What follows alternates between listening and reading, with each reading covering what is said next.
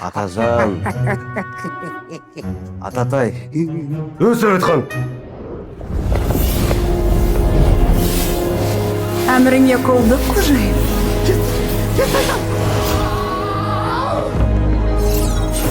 Шыны бес жармақ қой кәдімгі. Бұл қалыпты жағдай. Сіздің аяғыңыз ауыр. Құттықтаймын. Рас па? Бұрынғыдай. Не мынандай. Жоқ.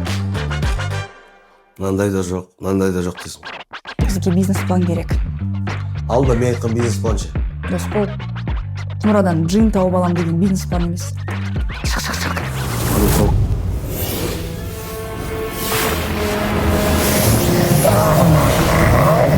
Сіздің үш тілегіңіз... Ой, білем.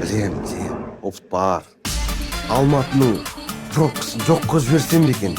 Бүкіл халықтың кредитін жауып тастасам екен. Төреғали ағамыздың табасын қайтарып берсем екен. Мен ана ақыт...